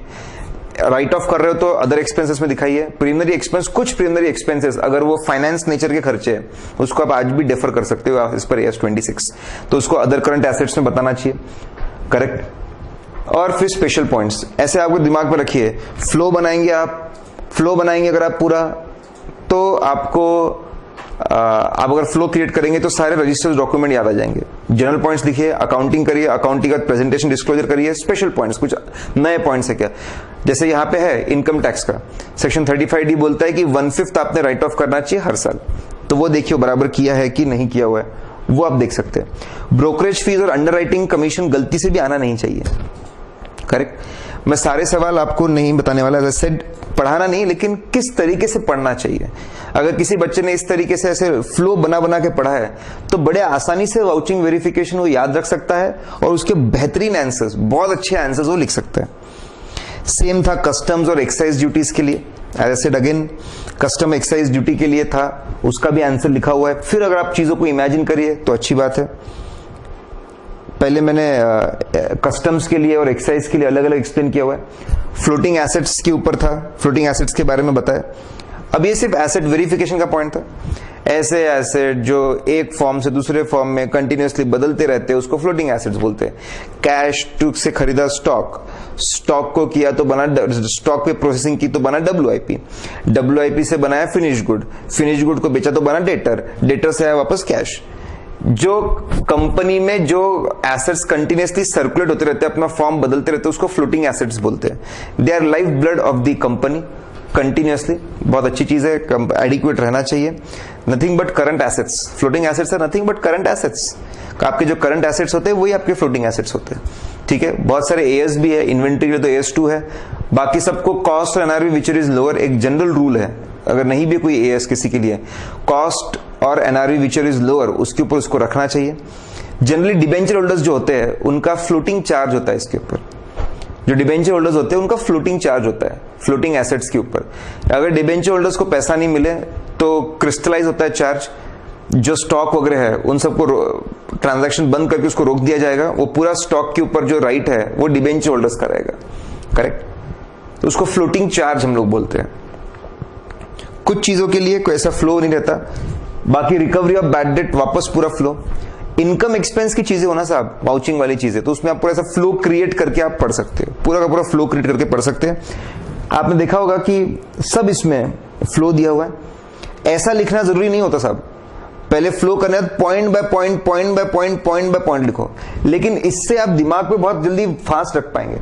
ये मैं आपको तरीका बता रहा हूं कि वाउचिंग वेरिफिकेशन पढ़े तो किस तरीके से पढ़े, करेक्ट। अब ये क्वेश्चन हो सकता है कुछ लोगों को डिफिकल्ट जाए। अब जिन्होंने अकाउंट्स अच्छे से पढ़ा है, जो बहुत अच्छे से समझते हैं अकाउंट्स को, वो लोग इसको बड़े आसानी से सॉल्व कर देंगे, ठीक है। आपको बताना था कि शेड्यूल 3 में क्या लिखा है करंट इन्वेस्टमेंट्स के बारे में, पहले तो आपको पता होना चाहिए। शेड्यूल 3 में इन्वेस्टमेंट्स को दो हिस्सों में बांटते हैं, नॉन करंट इन्वेस्टमेंट्स और करंट इन्वेस्टमेंट्स। तो करंट इन्वेस्टमेंट्स का ब्रेकअप क्या देना पड़ता है नोट्स टू अकाउंट्स में, करेक्ट। तो बहुत सिंपल, मैंने देखिए एक फ्लो क्रिएट करी हमेशा, जो लिखा था मैंने उसको थोड़ा रीअरेंज किया है, इसलिए आपको दिखेगा कि पहले आई है, फिर ए है, फिर एफ है, फिर बी है, फिर डी है, फिर ई सी जी, ऐसा है।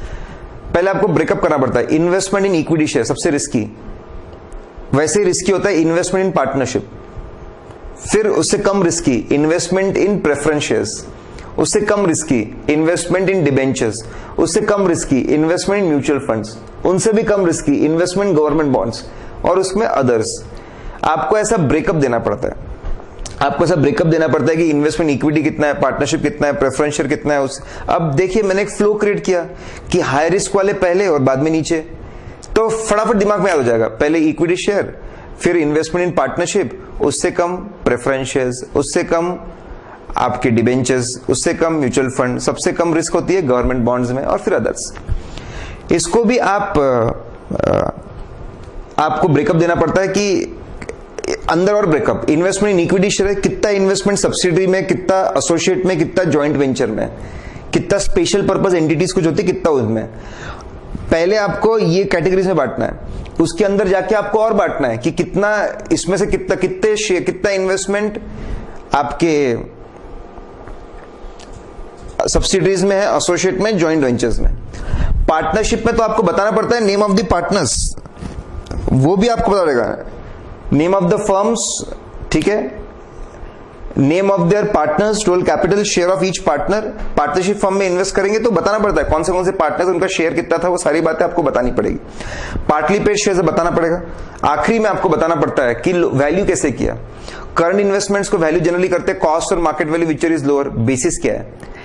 कोटेड कितने लिस्टेड इन्वेस्टमेंट्स है, उनका टोटल मार्केट वैल्यू कितना है। अनकोटेड का बुक वैल्यू कितना है, कोटेड का मार्केट वैल्यू। कोटेड मतलब लिस्टेड, जिनके कोट्स मतलब प्राइजेस, कोट्स मतलब प्राइजेस, जिसके मार्केट में प्राइस मिलते हैं उसको बोलते हैं कोट्स। तो कोटेड वालों का मार्केट प्राइस, अनकोटेड वालों का बुक वैल्यू आपको बतानी पड़ती है। लॉजिकल है, करेक्ट, वो बताना है। और कोई प्रोविजन बनाया क्या आपने, कोई आपको लॉस होने वाला है उसके लिए प्रोविजन बनाया क्या। तो इतना ब्रेकअप सब 6 मार्क के लिए था। अब जिनको शेड्यूल 3 आता है वो लिख लिया होगा इन्होंने बराबर, ठीक है। ऑडिट नोटबुक में सिग्निफिकेंट मैटर्स क्या लिखे होते हैं, पहले तो पता होना था, ऐसे 230 के साथ में इसको पढ़ा जाता है। ऑडिट नोटबुक में सिग्निफिकेंट मैटर्स क्या होते हैं, क्या लिखे जाते हैं। तो इसको भी फ्लो में हम ऑडिट करने गए। पहले तो कुछ ऐसी बातें लिखी जो बुक्स ऑफ अकाउंट से नहीं दिखती। प्रमोटर्स कौन थे, इनके प्रमोटर्स कौन है, कौन सी इंडस्ट्री है, टेक्नोलॉजिकल चेंजेस कैसे हो रहे, कॉम्पिटिटर्स कौन है। ये बातें जो बातें बुक्स ऑफ अकाउंट्स में से अपेरेंट नहीं होती। एग्जाम्पल लिखिए साहब हर चीज के बाजू में, प्रमोटर्स कौन है, बड़े बड़े शेयर होल्डर्स कौन से, इंडस्ट्री के कौन सी चीजें बहुत इंपॉर्टेंट है, कैपेसिटी कितनी है, नंबर ऑफ लोकेशंस, वो आप लिख सकते हो। फिर आप ऑडिट करने गए तो ये जो नई बातें थी वो लिखो।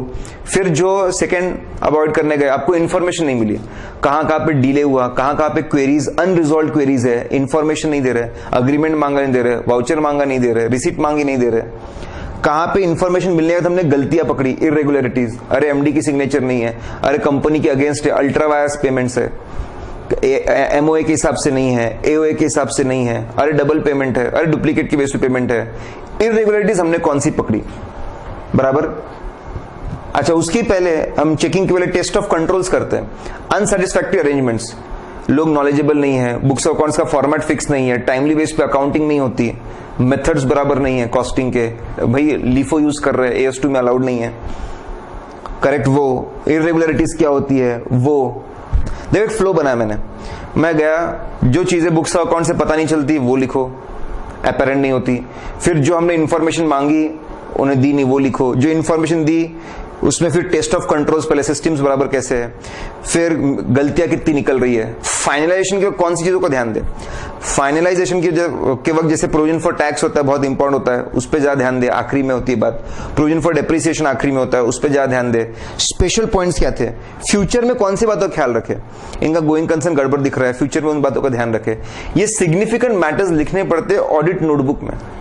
Audit notebook is a bound book, audit notebook is a bound book जिसको मेंटेन किया जाता है हर ऑडिट के लिए। एक ऑडिट नोटबुक ऐसा अगर आप मेंटेन करेंगे तो रिकॉर्ड्स एक जगह पे होते हैं, बिखरते नहीं है, और लोग चेंज भी हो जाए तो वो बुक वहीं पे रहती है ऑडिट प्लेस पे, तो आपको समझ में आता है अभी तक क्या क्या ऑडिट हुआ है, क्या क्या गड़बड़ हुई है और आगे क्या करना है। It's good thing to keep all the record at one place by preparing audit notebook, ठीक है। फ्लो चार्ट्स, ठीक है, ओके। फ्लो चार्ट्स इनिशियली मैंने एक्चुअली ईडीपी के साथ मैंने मर्ज कर दिया था। इंटरनल कंट्रोल सिस्टम से भी सवाल पूछे गए हैं, इंटरनल कंट्रोल सिस्टम जो चैप्टर है उससे भी सवाल पूछे गए है। जब मैं चार्ट बना रहा था तो EDP and internal control system एक ही साथ होता है जनरली, तो उसके साथ मर्ज कर दिया था। So there were questions from internal control system also, EDP and internal control system दोनों को मिलाकर 9 मार्क के कुछ क्वेश्चंस आए थे।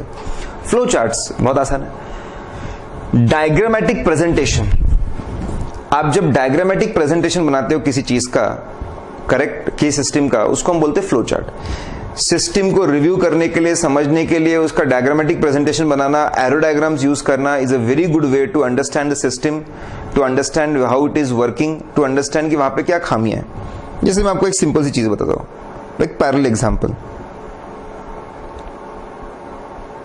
अगर मैं किसी को बोला रास्ता सीधा जाओ, ठीक है, फिर एक राइट लेना, सीधा जाओ, फिर एक राइट लेना, उसके बाद में सेकंड लेफ्ट लेना, फिर उसके बाद में फर्स्ट राइट लेना, ऐसा बोला तो कंफ्यूज हो गया सामने वाला। लेकिन मैं अगर एक काम करूं, ठीक है,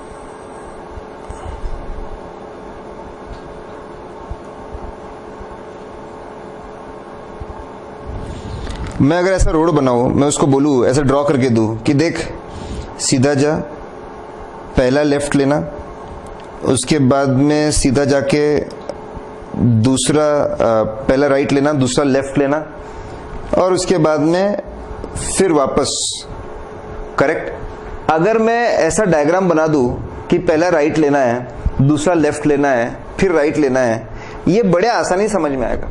अगर मैं इसको लिखूंगा, नरेट करके दूंगा, तो बच्चा कंफ्यूज लगता है, बंदा कंफ्यूज सकता है। व्हाट आई वांट टू से, diagrammatic presentation, arrow diagrams use करके, बॉक्सेस यूज करके आप एक बेहतरीन सिस्टम कैसे काम करता है, हाउ सिस्टम वर्क्स, इसको आप बड़े अच्छे से आप बना सकते हैं, ठीक है।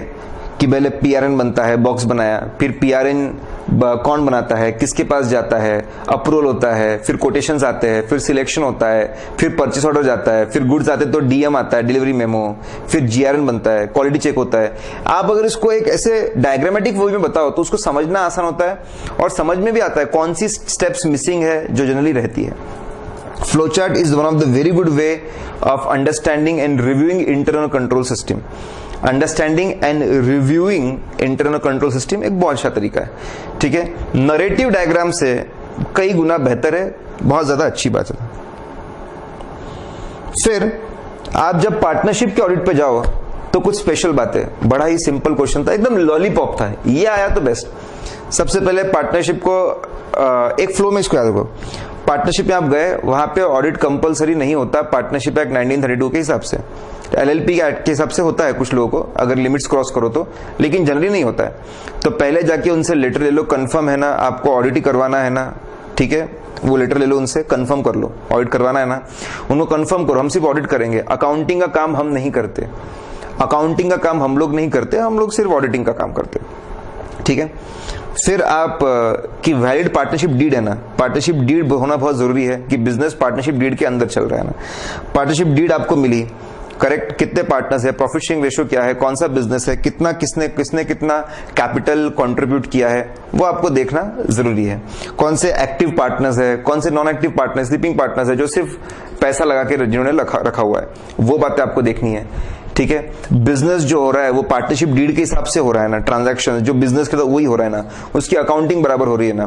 किसी पार्टनर को अनड्यू बेनिफिट, इलीगल बेनिफिट, ज्यादा बेनिफिट तो नहीं दिया जा रहा, प्रॉफिट्स बराबर कैलकुलेट हो रहे, डिस्ट्रीब्यूशन बराबर है ना, टैक्सेशन बराबर है ना। देखो मेरे दिमाग में फ्लो सेट था साहब, पहले आके बात की तो हमने पहले एंगेजमेंट लेटर की बात की, फिर पार्टनरशिप डीड की बात की, पार्टनरशिप डीड से बहुत सारी बातें निकली, फिर हमने उसके इम्प्लीमेंटेशन की, बिजनेस की बात की, उसकी अकाउंटिंग की बात की, प्रॉफिट्स की बात की, टैक्सेस की बात की। तो पार्टनरशिप फर्म में कौन सी इंपॉर्टेंट बातों को देखना चाहिए, लिखा हुआ भी है।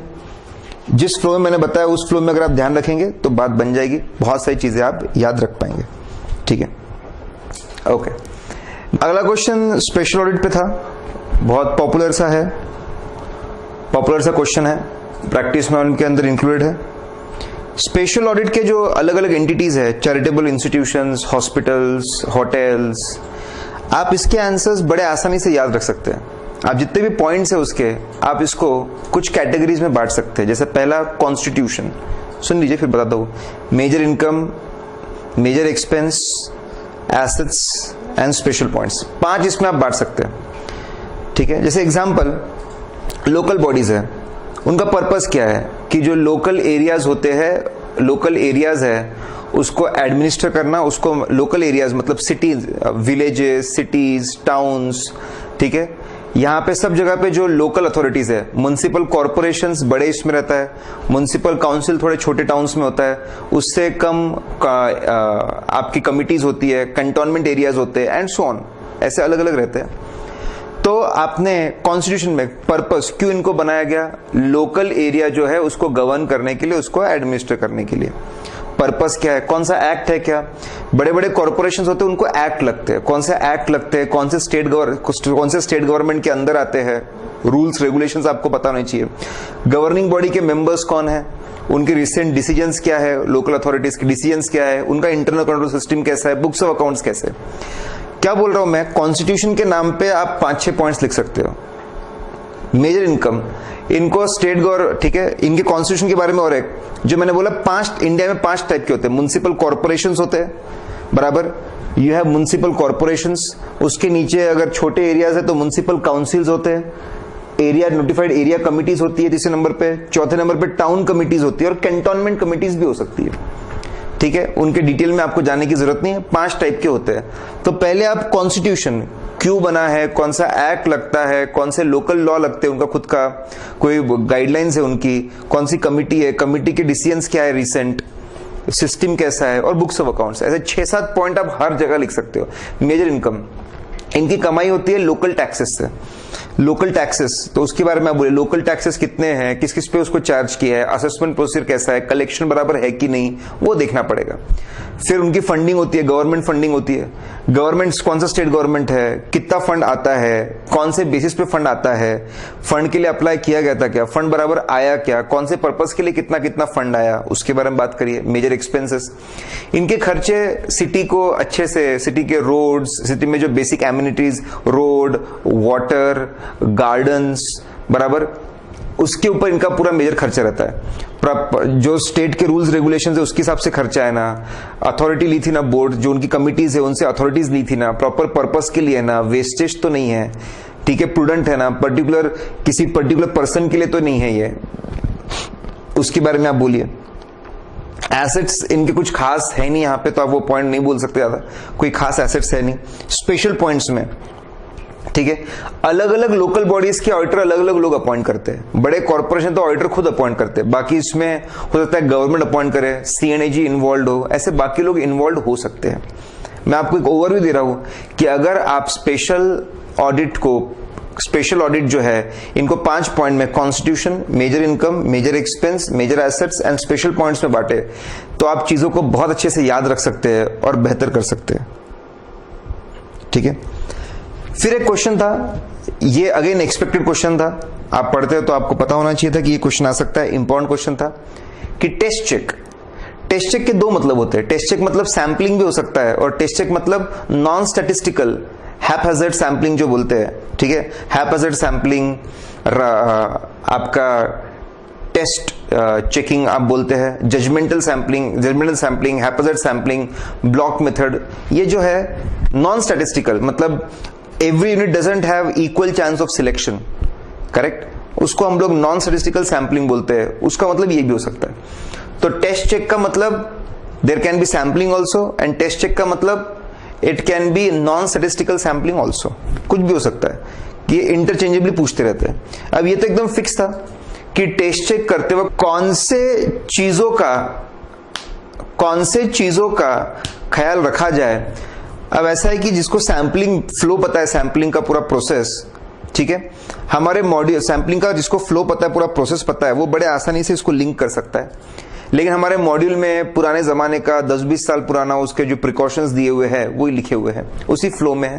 तो देखो क्या लिखा है, सैम्पलिंग करते वक्त सबसे पहले सपोज हम सेल्स की सैम्पलिंग कर रहे हैं, तो इंटरनल कंट्रोल सिस्टम को अच्छे से समझ लेना चाहिए। सिस्टम कहाँ पे स्ट्रांग है, कहाँ पे वीक है, अपने अच्छे समझ लेना चाहिए। कौन से एरिया का कैसा है, कौन से प्रोडक्ट का कैसा है, समझना चाहिए। पहले सिस्टम को समझो, सही बात है साहब, पहले टेस्ट ऑफ कंट्रोल ही करते। कौन से एरिया में 100% चाहिए होनी चाहिए, तय कर लो। जैसे एक्सपोर्ट है, बीसी है, फ्यू लार्ज वैल्यू आइटम्स है, उसको सैम्पलिंग ना लगाए। जब आपका तय हो जाए, अब आगे बढ़िए, ठीक है, अब आप सैम्पलिंग में आगे बढ़िए, पॉपुलेशन को आप स्ट्रेटिफाई करिए। आपको समझ में आता है कि एरिया वाइज चीजें बदलती है, तो एरिया वाइज स्ट्रेटिफाई बदलिए। आपको समझ में आता है कि प्रोडक्ट वाइज चीजें बदलती है, तो प्रोडक्ट वाइज आप उसको स्ट्रेटिफाई करिए। गो फॉर स्ट्रेटिफिकेशन, ठीक है। स्ट्रेटिफिकेशन के बाद में सैंपल साइज तय करिए। आपको 2 सिलेक्ट करने, 400 सिलेक्ट करने, 800 सिलेक्ट करने, 1000 सिलेक्ट करने, 1200 सिलेक्ट करने, 1500 सिलेक्ट करने, कितने सिलेक्ट करने, वो सिलेक्ट करने के बाद पूरे मेंबर्स को एक टेस्ट चेक का प्लान बताइए।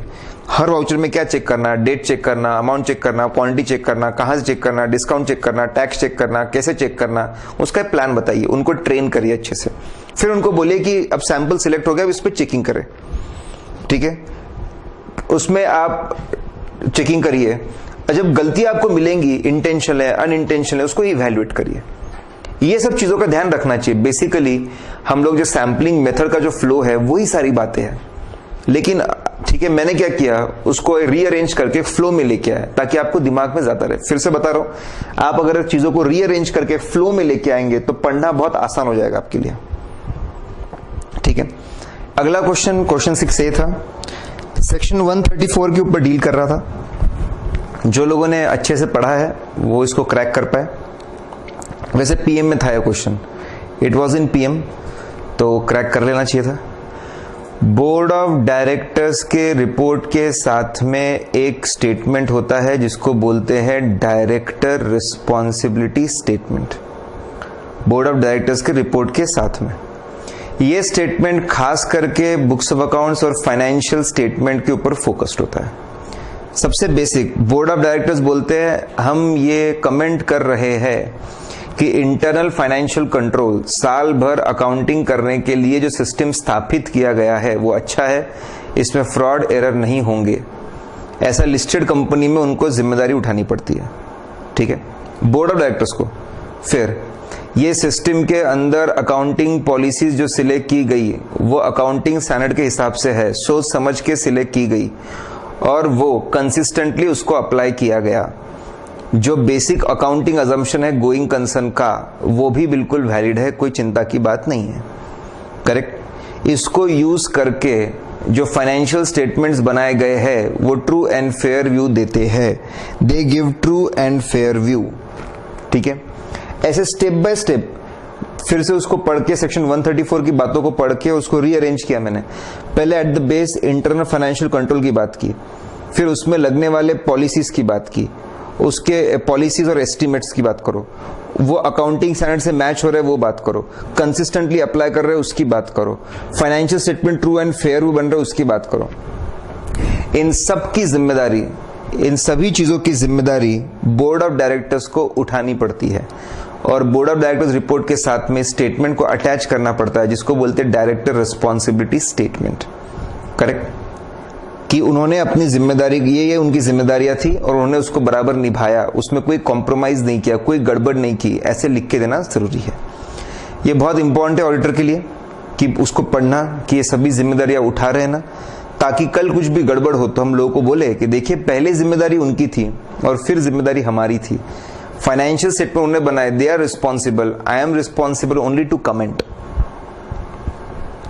फिर पूछा था ऑथेंटिकेशन कैसे होता है, आपके फाइनेंशियल स्टेटमेंट्स का ऑथेंटिकेशन कैसे होता है, तो पता होना चाहिए 3 स्टेप्स होते हैं। स्टेप नंबर 1 होता है फाइनेंशियल स्टेटमेंट बनते से ही बोर्ड ऑफ डायरेक्टर्स उसको अप्रूव करते हैं।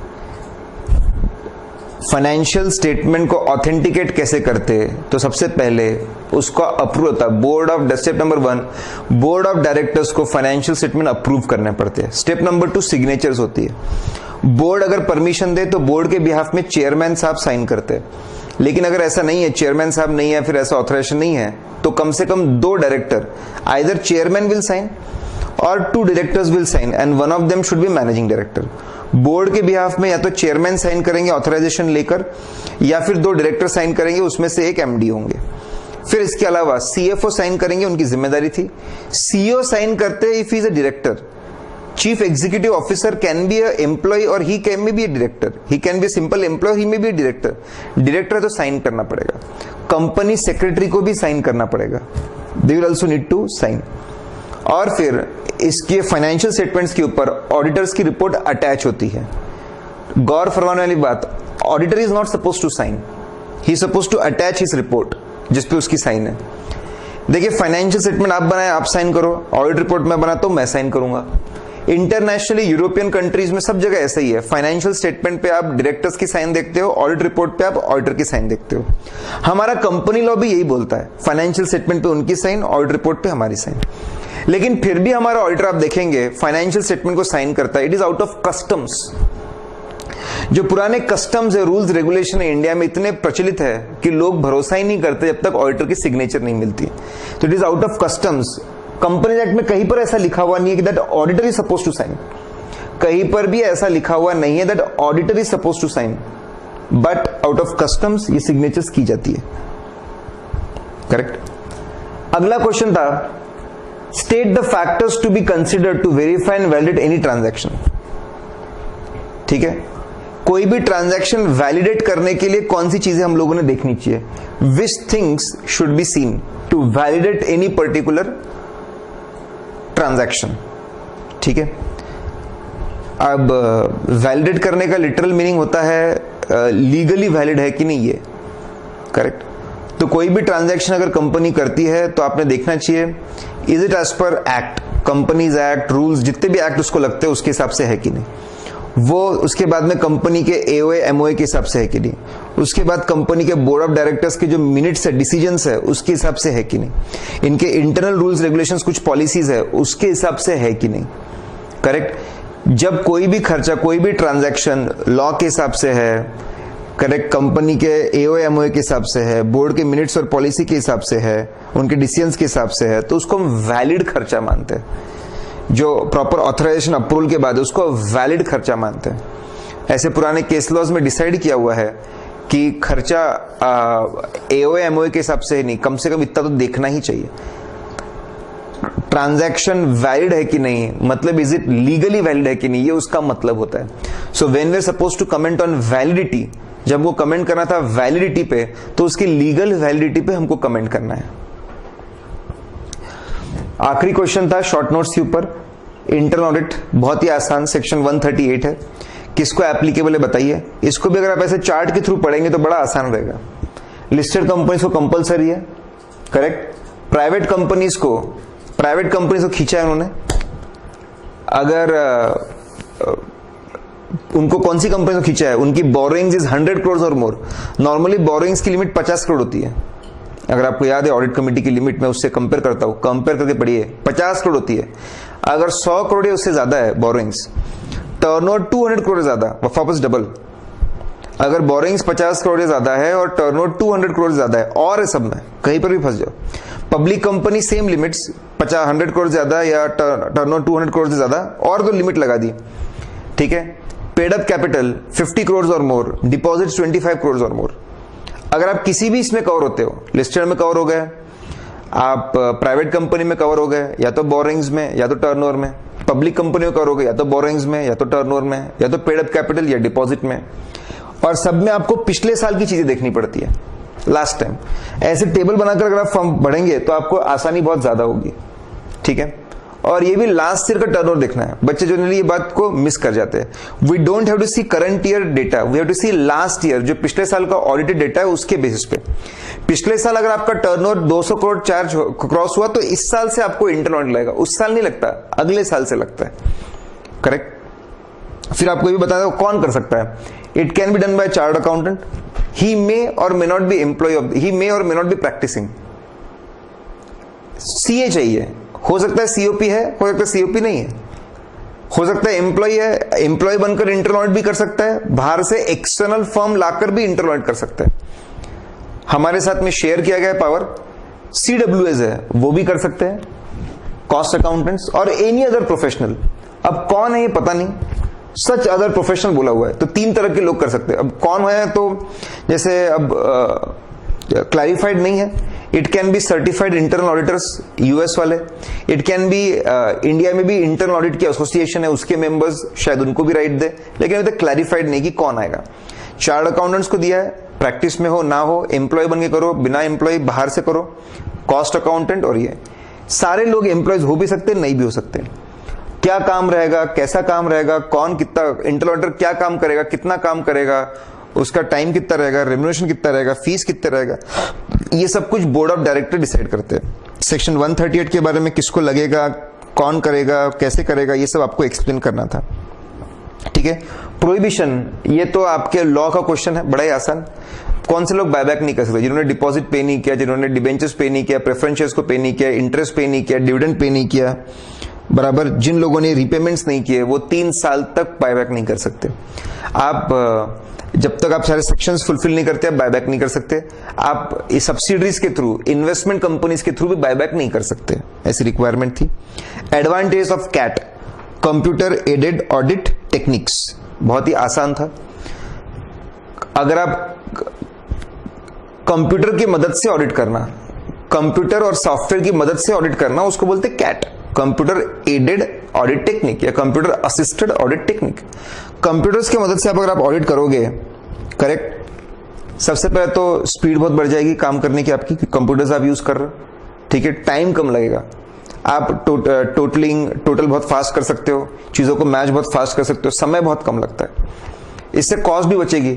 अगर आपको पहले 4 लोग लगते थे, अब आपको 1 बंदा लग रहा है, तो 1 कंप्यूटर लग रहा है, तो कॉस्ट भी ड्रास्टिकली आप सेव कर सकते हो। You can save time, you can save cost. In depth examination कभी कभी कंप्यूटर करता है। सेल्स ट्रांजैक्शन को उठाया, सेल्स ट्रांजैक्शन को उसने मैच किया स्टॉक रिकॉर्ड से भी अपने आप, उसको मैच किया उसने टैक्स रिकॉर्ड से भी, उसने मैच किया उसको बैंक रिकॉर्ड से भी, उसने मैच किया उसको लेजर से भी, उसने मैच किया उसको सेल्स रजिस्टर से भी। तो इनडेप्थ चेकिंग बहुत ज्यादा अच्छी कर सकता है। सैंपलिंग आपको अच्छी करके दे सकता है, रैंडम सैंपलिंग, सभी तरह के, कुछ एवरेज के ऊपर ट्रांजैक्शन, कुछ एवरेज के नीचे, अनयूजुअल ट्रांजैक्शन, सब पकड़ के आपको दे सकता है। रेशियो एनालिसिस और ग्राफिकल एनालिसिस अच्छे से बना के दे सकता है आपको ये सॉफ्टवेयर। देखो मेरे दिमाग में सॉफ्टवेयर, टाइम कम लगेगा, कॉस्ट बच जाएगा, करेक्ट, इनडेप्थ चेकिंग करेगा, अच्छा रेशियो एनालिसिस करके देगा, अच्छी सैंपलिंग करके देगा। चेंजेस इन अकाउंटिंग पॉलिसी बचपन से पढ़ रहे, AS 5 में है, we can change accounting policy required by law, AS required by law, required by AS और for better financial presentation. Change in accounting policy है, अगर मटेरियल इफेक्ट है इस साल या आने वाले सालों में, तो आपको नोट्स टू अकाउंट्स में इसका डिस्क्लोजर देना पड़ता है कि पॉलिसी क्या चेंज की और क्या उसका इंपैक्ट है, वो क्वांटिफाई करना पड़ता है। अगर आप चेंज करोगे वेटेड एवरेज से फीफो के ऊपर, तो क्या उसका इंपैक्ट है आपको क्वांटिफाई करना पड़ेगा। AS5 की सारी बातें आपको बतानी थी। चेंज इन अकाउंटिंग पॉलिसी को ध्यान से देखना चाहिए, मैनिपुलेशन तो नहीं है, वैलिड रीजन है तो चलता है, मैनिपुलेशन तो नहीं, हमने अच्छे से देखना चाहिए। Recognition of interest on deposit, अब लिखा नहीं था डिपॉजिट गिवन है कि टेकन है, ये डिपॉजिट गिवन है, बहुत पुराना क्वेश्चन है, पीएम में नहीं था क्वेश्चन, इट वाज नॉट, लेकिन बहुत पुराना पास्ट एग्जाम क्वेश्चन है।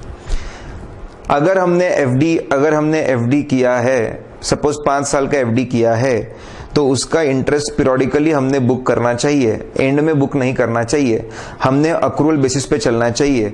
सेक्शन 128 ऑफ कंपनीज एक्ट भी बोलता है अक्रूवल बेसिस पे चले, 6 महीने का, 1 साल का जितना करस्पॉन्डिंग इंटरेस्ट होता है उतना ही हमने पीरियोडिकली बुक करना चाहिए। आखिरी में इंटरेस्ट बुक करना बिल्कुल गलत होता है। AS9 फॉलो करो, सेक्शन 128 फॉलो करो, अक्रूवल बेसिस पे ही चलो, बराबर। क्वार्टरली इंटरेस्ट मिलता है, 6 मंथली इंटरेस्ट मिलता है, तो भी 31 मार्च से जितना अक्रूड है वो होना चाहिए, ठीक है। अक्रूड इंटरेस्ट इनकम में जाएगा, और जो रिसीवेबल है वो वो अदर करंट एसेट्स में बताते हो, you show in other current assets, ऐसा देखना ही पड़ेगा। नहीं कर रहे तो शायद क्वालिफाई करनी पड़े रिपोर्ट, हमको रिपोर्ट देना पड़े। देखिए, मेरा इंटेंशन था ये वीडियो बनाना कि आप चीजों को समझ के पढ़े, लॉजिकली पढ़े, इनोवेटिव तरीके से आप पढ़े। अगर इस तरीके से इनोवेटिव तरीके से आप पढ़ेंगे तो प्रिपरेशन बहुत अच्छा होएगा, ठीक है। और मैंने आपको पेपर का एनालिसिस बताया कि कहां से कितने मार्क्स का है, तो आप उस तरीके से अपनी स्ट्रेटेजी को रीअलाइन कर सकते हो, अच्छे से आप देख सकते हो।